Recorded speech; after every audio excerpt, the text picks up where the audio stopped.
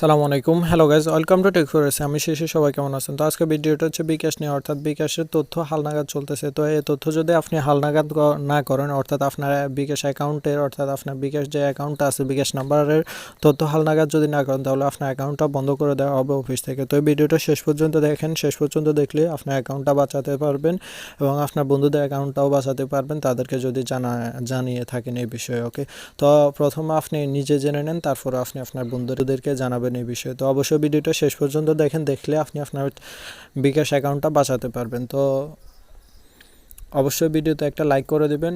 Like, comment, subscribe করা সম্পূর্ণ free. লাল subscribe বাটনে ক্লিক করে সাবস্ক্রাইব করে রাখবেন এবং পাশে থাকা বেল আইকনে ক্লিক করবেন এরকম অ্যামেজিং ভিডিওগুলো পাওয়ার জন্য। তো বেশি কথা না বলে চলুন শুরু করি। হ্যালো, আসসালামু আলাইকুম। ওয়ালাইকুম আসসালাম। বিকাশ হেল্পলাইন থেকে তরিকুল হাসান বলছিলাম। বিকাশ অ্যাকাউন্টটা ব্যবহার করে কে? জি, আমি করি। কি জন্য? এই অ্যাকাউন্টটা হেড অফিস থেকে সাময়িকভাবে স্থগিত রাখা হয়েছে, ফলো করেছিলেন? জি। জি, হ্যাঁ, বলেন। সর্বশেষ লেনদেনটা কে করেছিল? জি, আমি করেছিলাম। টাকা বের করেছিলেন না টাকা ঢুকিয়েছিলেন?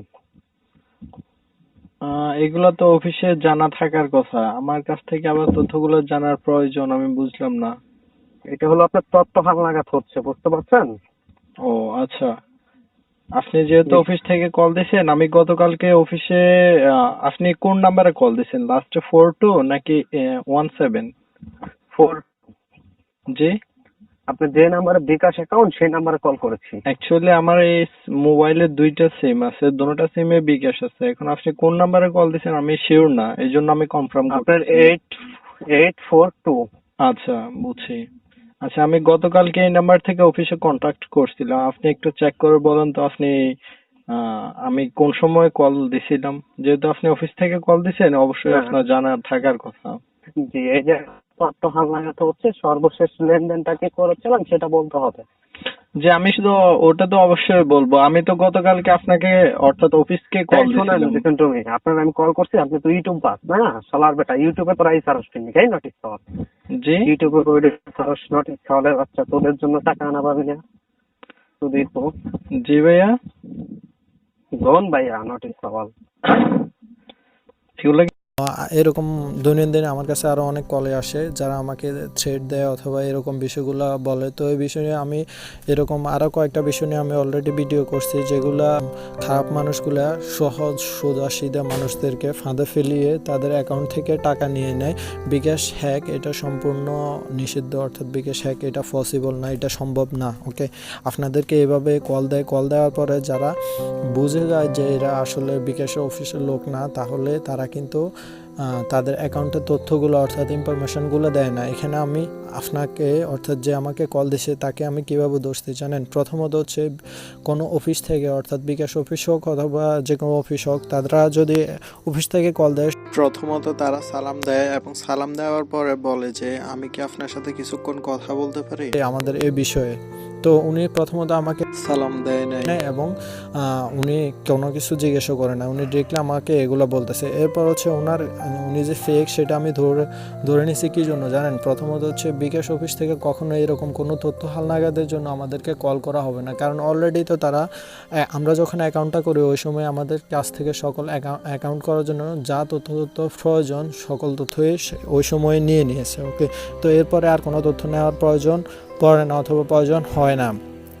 দ্বিতীয় নম্বর পয়েন্ট হচ্ছে এটা। এরপর তৃতীয় নম্বর পয়েন্ট হচ্ছে এটা যে bKash অফিস থেকে যদি কল দেয় তাহলে তারা কিন্তু হাঁটতে হাঁটতে কথা বলে না। আপনি একটা জিনিস খেয়াল করলে দেখতে পারবেন, উনি যে কথা বলতেছিল ওই কথা বলার সময় ওনার হাঁটার আওয়াজটা কিন্তু বোঝা যাচ্ছিল, অথবা উনি যে দৌড়াচ্ছিল এরকম একটা আওয়াজ বোঝা যাচ্ছিল। ঠিক আছে, তো আপনারা এভাবে মূলত এদেরকে ধরতে পারবেন। আর যদি কেউ আপনাদেরকে কল দিয়ে বলে যে আপনার নাম্বারে একটা কোড গেছে, আপনার সিমে একটা কোড গেছে, ওই কোডটা আমাকে দেন, ভুলেও ওই রকম কোনো কোড দিবেন না। অথবা কোনো প্রলোভন আপনাদেরকে যদি দেখা যায় আপনার আপনি লটারিতে 10 লক্ষ টাকা পাইছেন অথবা 10,000 টাকা পাইছেন, আপনি আমাদের নাম্বারে এই নাম্বারে 500 টাকা পাঠান, তাহলে আপনাদেরকে 10,000 টাকা দেওয়া হবে, অথবা আপনি এই জায়গায় আসেন আপনাকে 10,000 টাকা পুরস্কার দেওয়া হবে।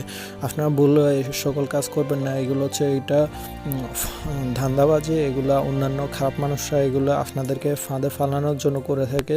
আর যারা এই সকল কাজ করে তাদেরকে আমি হাত নত করে বলতেছি, ভাই এই সকল কাজ করবেন না, সকলের প্রতি অনুরোধ। আর যারা ইউটিউবার আছেন তাদেরকে আমি সচেতন হতে বলবো এবং এই সকল বিষয় নিয়ে তাদেরকে বলবো যে আপনারাও ভিডিও বানান এবং সাধারণ মানুষকে জানান। ওকে, সাধারণ মানুষকে জানাইলে তারা সতর্ক হতে পারবে এবং এই সকল বিষয় থেকে দূরে থাকতে পারবে, এড়িয়ে যেতে পারবে। ওকে, তো আপনারা যদি একজনও এই ভিডিওটা মনোযোগ দিয়ে এতক্ষণ পর্যন্ত দেখে থাকেন, অবশ্যই ভিডিওটা একটা লাইক দিবেন, লাল সাবস্ক্রাইব বাটনে ক্লিক করে সাবস্ক্রাইব করে রাখবেন এবং পাশে থাকা বেলে ক্লিক করবেন এরকম অ্যামেজিং ভিডিওগুলোর নোটিফিকেশন পাওয়ার জন্য।